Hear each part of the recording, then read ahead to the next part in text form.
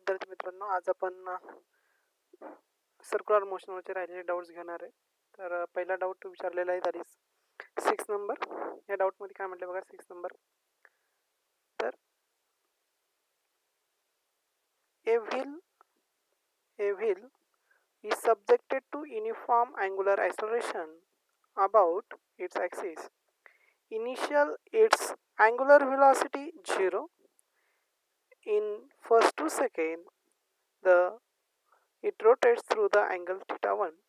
In the next 2 seconds, it rotates through additional angle theta 2, the ratio of theta 2 upon theta 1. म्हणजे आपल्या इथं बघा, आपल्याला initial angular velocity जी आहेत ती इनिशियल अँग्युलर व्हेलॉसिटी 0 दिली. किती दिली आहेत? 0. आणि फर्स्ट 2 सेकंडमध्ये पार्टिकल जो आहे तो थीटा 1 एवढं डिस्प्लेसमेंट करतो, अँग्युलर डिस्प्लेसमेंट, आणि नेक्स्ट 2 सेकंडमध्ये अनदर थीटा 2 एवढं डिस्प्लेसमेंट करतोय. तर आपल्याला क्वेश्चन विचारला की थीटा 2 आपण थीटा 1 चा रेशो विचारलाय. ओके, मग आता हा प्रॉब्लेम आपण सॉल्व्ह करूयात. It is very simple.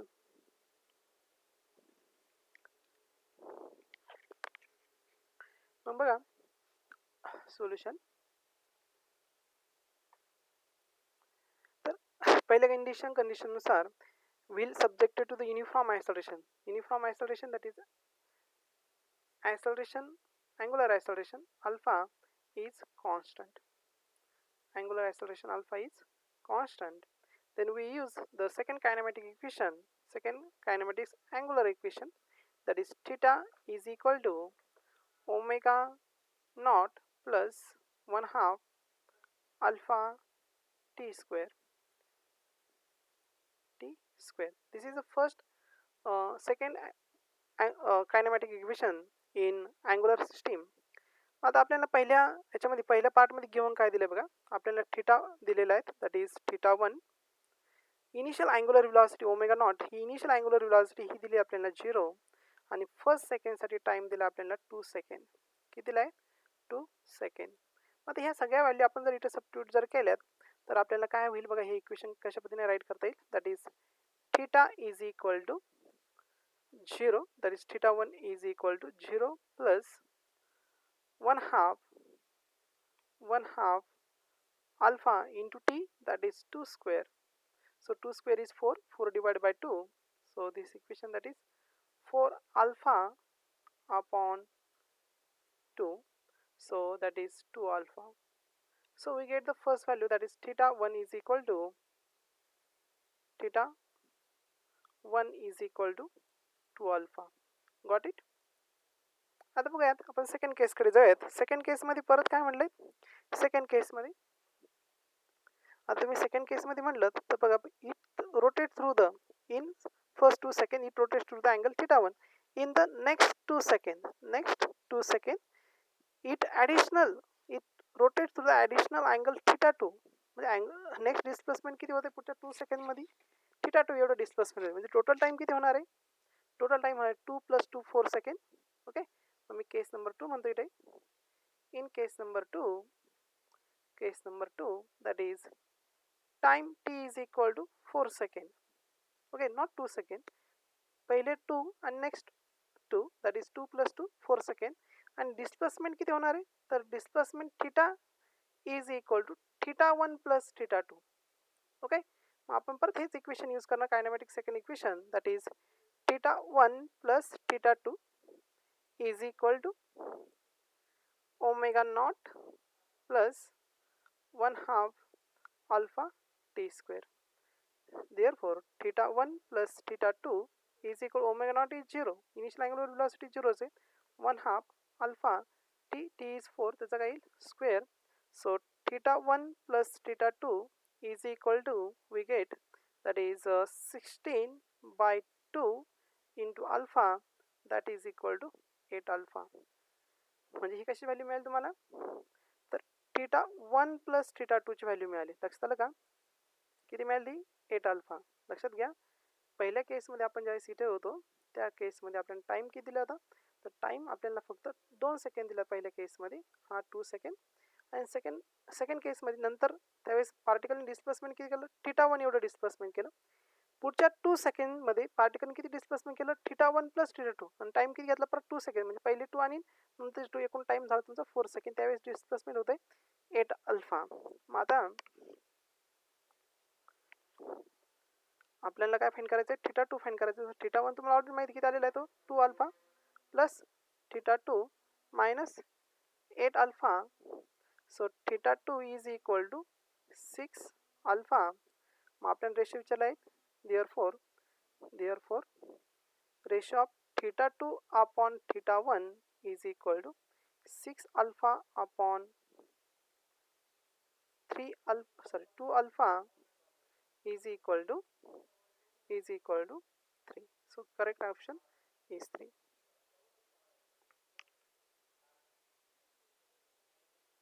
तर आपल्याला 41 नंबरचा डाऊट घ्यायचा आहे. 41 काय म्हणलं 41 मध्ये a body of mass 0.3 kg म्हणजे आपल्याला इथं मास दिलाय 0.1 kg with in a vertical सर्कलमध्ये मूव्ह होते मेकिंग 2 रिव्हॉल्युशन पर सेकंड.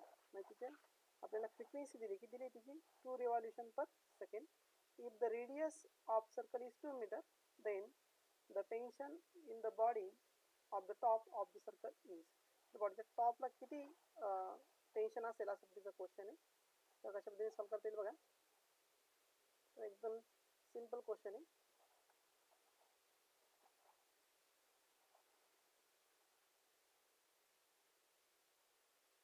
अशा पद्धतीने आपण एक सर्कल घेऊयात. ओके आणि मग सर्कलच्या जो टॉप पॉईंट आहेत सपोज मी हा एक त्याचा टॉप पॉईंट पकडतो सर्कलचा. ह्या टॉप पॉईंटला आपल्याला काय फाइंड करायचं टेन्शन फाइंड करायचं. आता ही स्ट्रिंग आणि ही स्ट्रिंग पासून हा सेंटर सर्कलचा. ओके आणि मग ज्यावेळेस पार्टिकल ह्या पॉईंटला राहील त्यावेळेस त्याची tension direction towards the centre असणार आहे आणि नंतर त्याच्यावर ॲक्ट होणारे वेट सुद्धा कुठं असणार आहे डाऊनवर्डलाच असणार आहे. वेट सुद्धा कुठं असणार आहे डाऊनवर्डलाच एमची आणि टेन्शन पण डाऊनवर्डलाच. ओके तर मग हे टेन्शन किती येईल त्यांचा असा क्वेश्चन आहे. मात्र आपल्याला अगोदर गिव्हन काय काय दिलं ते बघूयात आपण. गिव्हन मध्ये कोणकोणत्या क्वांटिटीज आपल्याला दिल्या त्या 1 बाय 1 आपण बघूयात. तर आपल्याला सुरुवातीला मास दिलाय पार्टिकलचा मास दिलाय 0.4 kg. ओके नंतर काय दिलं आणखी that is it making 2 revolution. Frequency दिली लिनियर फ्रिक्वेन्सी किती दिली ती लिनियर फ्रिक्वेन्सी दिली आपल्याला 2 रिव्हॉल्युशन पर सेकंड. मग आता हिचं कन्वर्जन ओमेगा मध्ये करायचं. So we know that omega is equal to 2 pi f. Okay so 2 pi that is 6.28 into frequency 2 म्हणजे ते किती होईल that is 16145 12.56 rad per second. हे झालं तुमचं ओमेगा. आणि काय दिलंय तुम्हाला रेडियस दिली. रेडियस किती दिली तुम्हाला रेडियस 2 मीटर दिले. किती दिले 2 मीटर. आता ज्यावेळेस आपण इथे जर बघितलं पार्टिकल ज्यावेळेस व्हर्टिकल सर्कलवर मोशन अटेंड करणार आहे म्हणजे अशा पार्टिकल इथं रिव्हॉल्व होणार आहे. ओके अँटी क्लॉकवाईज म्हणा अँटी क्लॉकवाईज डिरेक्शन म्हणा अशा पार्टिकल आता अँटी क्लॉकवाईज डिरेक्शन मूव्ह होते. Just to imagine that. आणि ज्यावेळेस ह्या पर्टिक्युलर पॉईंटला असेल त्यावेळेस टेन्शन आणि M G toward the centre आहे. आणि टुवर्ड द सेंटर कोणता फोर्स असतो टुवर्ड द सेंटर. तर टुवर्ड द सेंटर हा सेंट्रिपिटल फोर्स असतो. मग याचा अर्थ असा होतो की T minus M G T plus M G हे दोन कशाला प्रोव्हाइड करणार आहेत तर नेसेसरी सेंट्रिपिटल फोर्सला प्रोव्हाइड करणार आहेत. M V square upon R. आपण टेन्शन फाइंड करायचं आहे. So tension is equal to M V square upon R plus minus not plus. So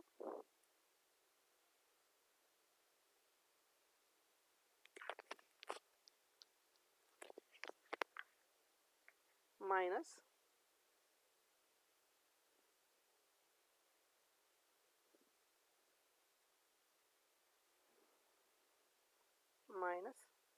M G. Okay मग आता एम व्ही स्क्वेअरच्या ऐवजी मी असंही राईट करू शकतो M R omega square minus M G. आता आपण व्हॅल्यू सबस्टिट्यूट करूयात. एम किती दिलं आपल्याला तर 0.5. आर दिलेला आपल्याला that is 2 metre. Omega square that is 12.56 bracket square minus M again 0.4 आणि जी दिलेलं नाही तर आपण 10 सबस्टिट्यूट करूयात. आता आपण जर हे मल्टिप्लिकेशन केलं तर साधारण हे 0.8 8च्या आसपास येईल आणि 12.56 म्हणलं 12.56 that is nearly equal to 150 nearly equal किती मिळेल हा 150 इंटू सॉरी मायनस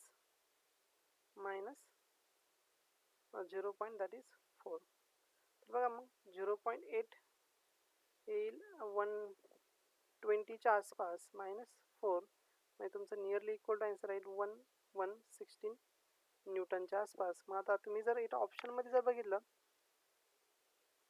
तर ऑप्शनमध्ये आपल्याला ऑप्शन दिलेले आहेत 41, 89, 109 आणि 115 म्हणजे तुमचं जे ऑप्शन असणार आहे तर तुमचं आमचं D will be correct. Okay 115.86 nearly code 116. आता बघा आपण 48 नंबरच्या प्रॉब्लेमकडे जाऊयात. काय म्हणतो बघा the angle okay the angle done by the body undergoing the circular motion depends on the time, that is theta is equal to theta naught plus theta 1t plus theta 2t square then the angular acceleration. म्हणजे आपल्याला दिलंय काय बघा 48 मध्ये दिलंय आपल्याला angular displacement दिलंय theta is equal to theta naught plus theta 1t plus theta 2t square बरोबर. आपल्याला अँगुलर ॲक्सलरेशन विचारलं आहे. Angular acceleration what is the तर तुम्हाला माहिती आहे angular acceleration is equal to rate of change of angular velocity upon time बरोबर d upon D t at is and angular velocity is a rate of change of angular displacement म्हणजेच काय d theta upon D t that is angular acceleration is d square theta upon dt square. Therefore alpha is equal to d square theta upon dt. So firstly म्हणजे आपल्या इथं काय करायचं थिटाचं double derivative घ्यायचं. तर मग आता बघा आपलं function theta is equal to theta nought plus theta 1t plus theta 2t square. आता याचा डिफरन्शिएट करूयात d theta upon D T is equal to theta नॉटचं डेरिव्हेटिव्ह सिंगल फंक्शन आहे व्हेरिएबल टी नाही आहेत म्हणून 0 t1 इथं थिटा 1 येईल प्लस थिटा 2 इज कॉन्स्टंट आणि टी स्क्वेअरचं derivative 2t. So d theta upon D T is equal to हा सिंगल डेरिव्हेटिव्ह घेतोय आपण हा किती मिळाला आपल्याला theta 1 plus 2 theta 2 into t मिळाला. आता बघा आपल्याला डबल डेरिव्हेटिव्ह घ्यायचं आहे. So again double derivative that is d square theta upon D T square that means d upon D t in bracket d theta upon D t. आता d theta upon D t आपण इथं find out केला okay ती value टाकूयात. So d upon D t into d theta theta 1 plus 2 into theta 2 into T. तर बघा मग D square theta upon D T square is equal to theta 1 variable T नाही म्हणून याचा derivative येईल 0 कॉन्स्टंट आहे प्लस आता इथं 2 theta 2 plus time D T T upon D T is 1 म्हणजेच आपल्याला हा डबल डेरिव्हेटिव्ह मिळेल. डबल डेरिव्हेटिव्ह म्हणजेच alpha D square theta upon D T square is equal to 2 theta 2.